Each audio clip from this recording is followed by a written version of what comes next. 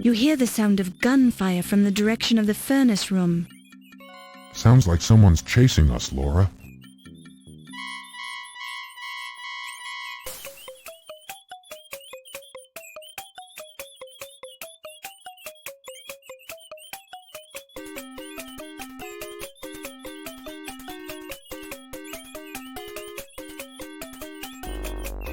You watch in relief as the last of the rats scurries out of sight.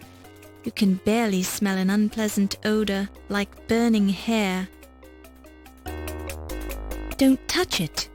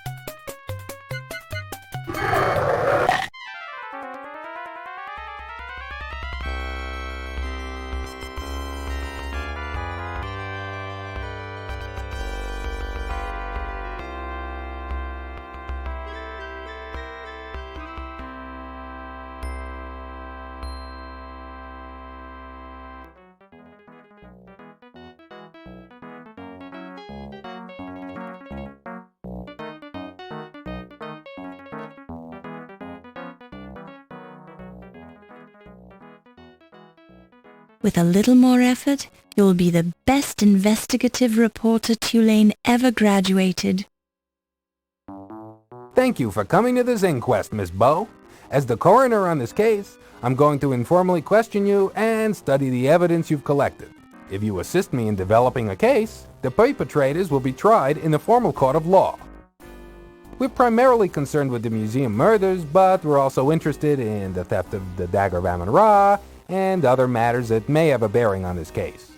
My examination of the corpses has been fruitful, but I need more evidence to build a case. Any information you can give us would help, but you must justify your conclusions with the evidence you've acquired. False accusations and unsupported conclusions will not be tolerated. Although I don't wish to pressure you, your employer is also here to judge your performance on this investigation. Since this is an informal proceeding, I've allowed it on the basis that your newspaper will cooperate with our wishes. Now, to the questions. Who murdered Dr. Pippin Carter?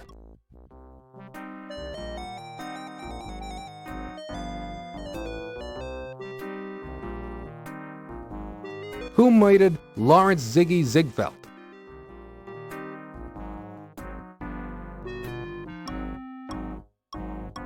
Who murdered Ernie Leach?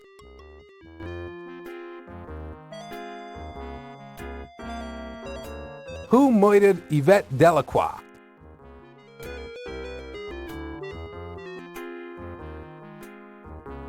Who murdered Countess Lavinia Waldorf Carleton?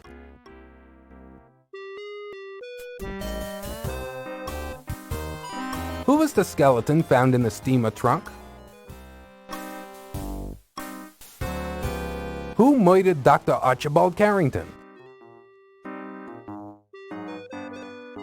Who impersonated Dr. Archibald Carrington? Who murdered Watney Little?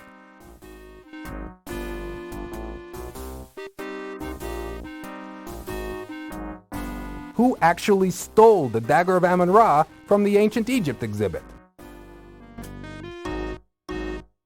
Who manipulated Watney Little into stealing the Dagger of Amon Ra? Who was the woman involved in stealing paintings from the Old Masters Gallery? Based on what we now know, your assumption is correct, Miss Bow. Good work. Who was the man involved in stealing paintings from the Old Masters Gallery? Based on what we now know, your assumption is correct, Miss Bow. Good work. Who was the middleman who provided forged paintings for the Countess and sold the real ones for her? Based on what we now know, your assumption is correct, Miss Bow. Good work. Who is the high priest of the Amon Ra sun worshippers?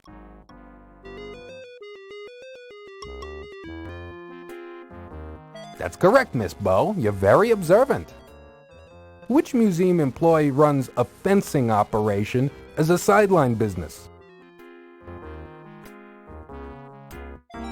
That assumption is correct. Mr. Leach was moonlighting with his own business as a fence installer. In fact, he put up a very nice fence around my house. Miss Bow, your conclusions are unjustified. Based on my study of the bodies, you haven't presented any supporting evidence to connect your suspects with the murders you claim they committed. Your theories also conflict with my own, which are based on a scientific study of these corpses. Since you've interfered with physical evidence at the crime scenes, proof will be difficult to establish. You also neglected to thoroughly question all the suspects. Murder victims must be studied carefully and examined for clues at their crime scenes. We study every corpse with the naked eye and with our magnifying glasses in our tireless search for evidence. In the future, I suggest you leave murder investigations to the professionals.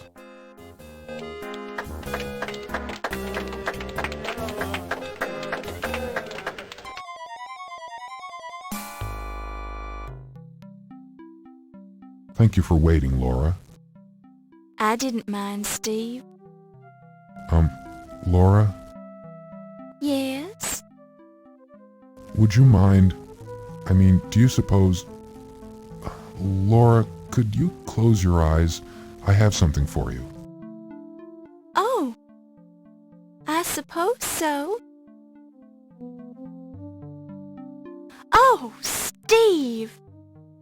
Do you like it? Steve, how could you? How could you have stolen the dagger? I didn't steal the dagger, Laura. I bought this copy for you at the museum gift shop. I thought you might like a memento of your big night at the Leyendecker Museum. Oh, thank you, Steve. I'm so embarrassed. You're beautiful when you blush. Laura, Yes, Steve? would you consider joining me for dinner this coming Saturday? Well, I'm not sure if I don't know if I should really. Yes. Yes, I'd be delighted to join you for dinner. Thank you, Laura. You've made me very happy. Oh, Steve. Oh, Laura. Oh, Steve.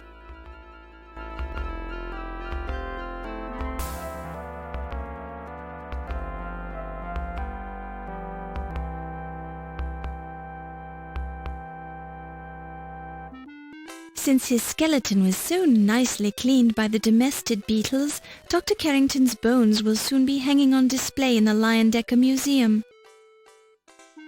Yvette Delacroix died plastered.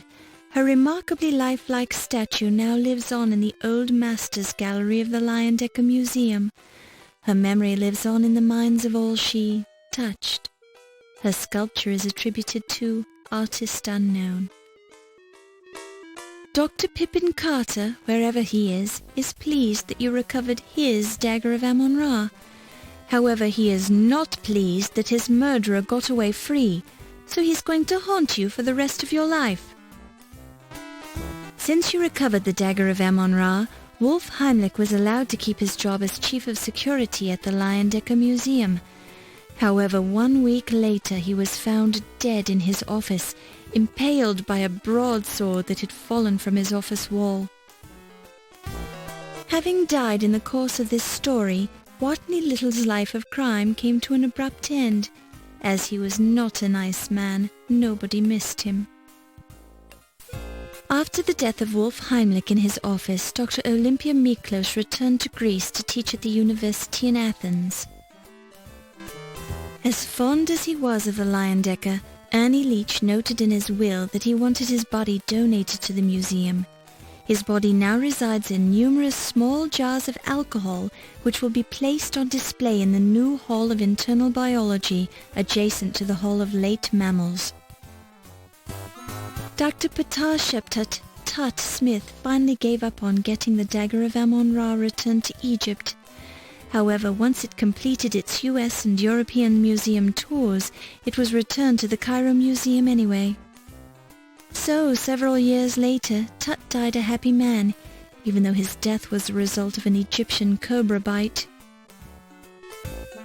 After losing his head in the museum, Ziggy found himself unable to continue his criminal career.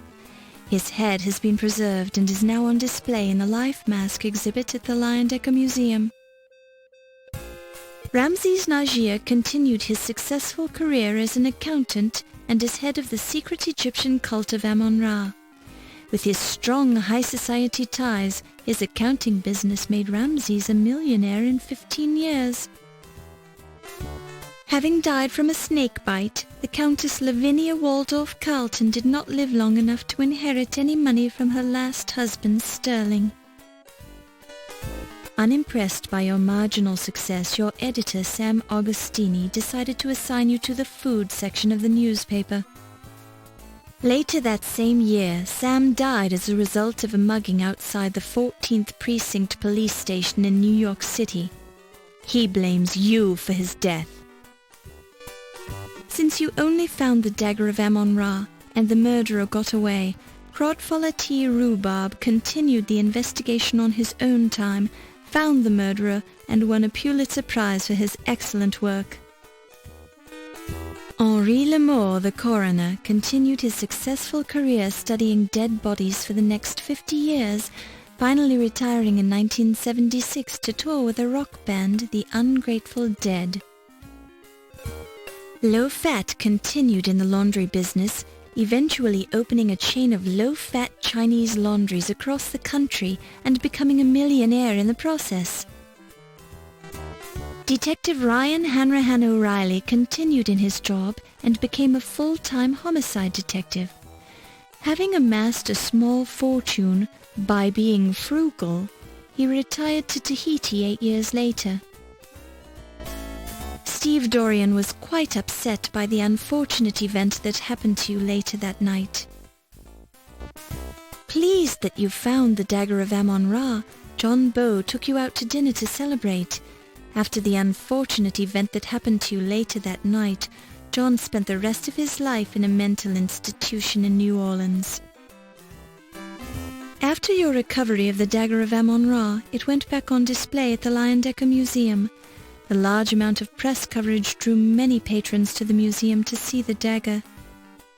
After 2 years on display at the Leyendecker, the dagger exhibit continued on a tour of museums in the United States, Europe, and finally found its way back to the Cairo Museum in Egypt.